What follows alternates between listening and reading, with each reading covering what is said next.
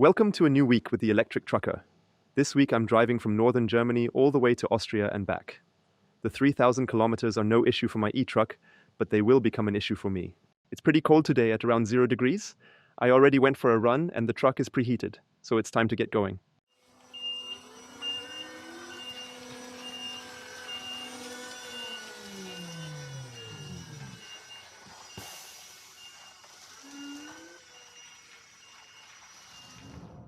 The trailer is fully loaded with 30 pallets, and the first stop is Timmendorfer Strand on the Baltic Sea. Then I have 2 loading points near Hamburg before heading toward Austria, a proper long-haul trip. Here at the Baltic Sea, I delivered chairs and benches for public parks for the upcoming summer season. Now I'm fully loaded with 22 tons of big bags filled with biochar for Austria. I picked it up from a company called Circular Carbon. Their biochar makes sure that the carbon captured by plants doesn't return to the atmosphere as CO2, but is instead stored in the soil. That way, agricultural and forestry land becomes a carbon sink rather than a source. So once again, a very unique load.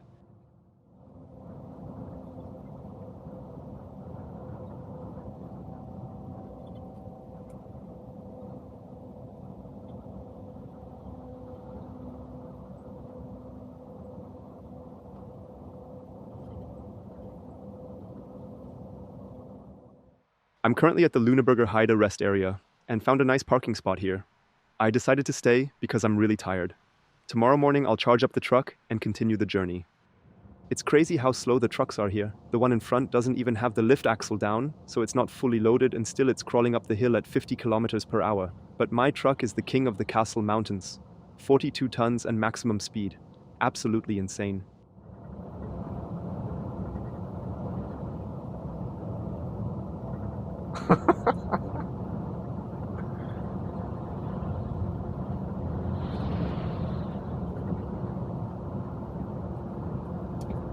And going downhill, it recovers most of that energy. We just regenerated over 600 kilowatts, which means no brake wear in the mountains and the same energy consumption as on flat terrain. Hills become so easy with an electric truck. I found something really interesting. There's a website called Electricity Map. It visualizes the electricity grid, since countries actually report how their electricity is being produced. If we click on Germany, we can see where electricity is currently being imported from or exported to. Unfortunately, it only shows the data on a national level.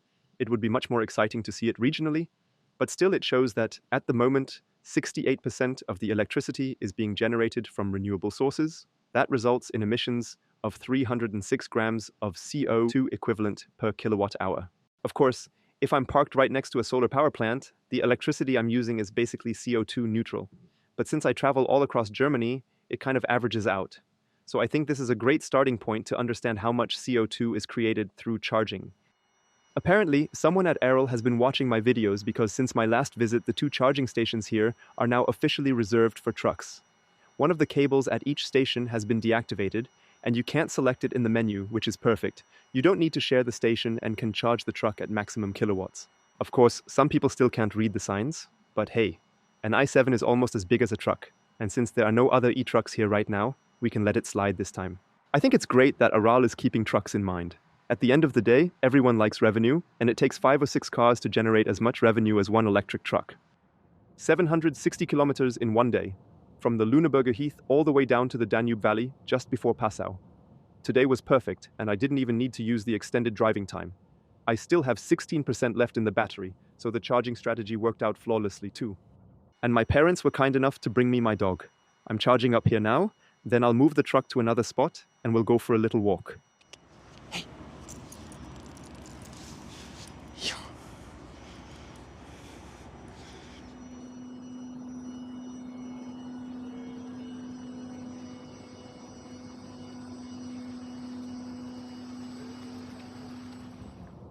Now I have to drive a good stretch through Austria, so I need to get a go box for the Austrian tolls. But that shouldn't be a big issue. What is a big issue though, is that I've caught a cold. I'm really not feeling well and my whole body aches. But as a truck driver, you can't just call the boss and say, "Hey, I'm sick today, I'll be back tomorrow." You've got cargo on the trailer and important appointments. You can't just go to the doctor. There are some companies specialized in medical care for truckers who come to you with a van and provide basic medical care, but that's obviously a hassle too. So I have to tough it out and try to rest as much as possible. It's warm and cozy in here, but no one should be driving a truck when they feel like this.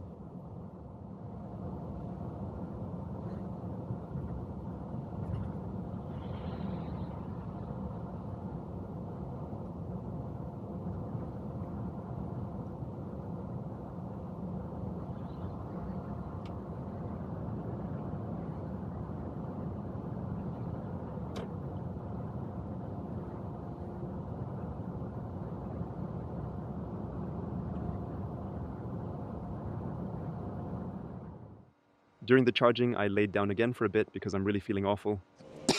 But I still have to get through the day somehow. I'm loaded with biochar again. Again big bags and again 22 tons.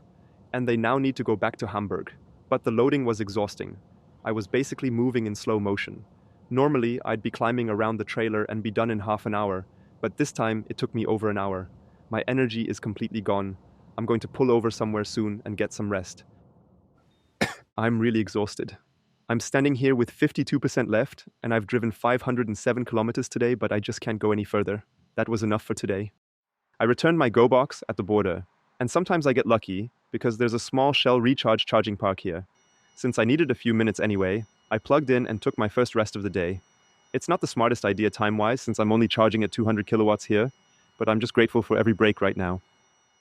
I went to the same Aral charging park again, and now the gas station owner came out to chat with me. He mentioned that a local company regularly stops by here to charge. And we've just reached 50,000 kilometers on this truck. I've had the truck in use for about 6 months, but for 1 month it was actually in the shop, so that means it would have an annual mileage of 100,000 kilometers. 120,000 was actually my goal, but 100,000 is also a good mileage. I'm now in Kirchheim, and today I drove 756 kilometers, so again, a great result.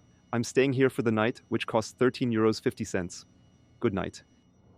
The final leg to Hamburg starts now, but something unexpected happened last night. My trailer had a parking boot on it. I was shocked at first, but it makes sense because the rest stop owners don't want you to leave a trailer parked on its own. I had already bought my parking ticket, so it got cleared up pretty quickly, else it would have cost 100 euros. But the takeaway is that I need to put a sign on my trailer that says that I'm at the charging station. Or I should proactively mention that I'm leaving the trailer there while charging. Then it shouldn't be a problem.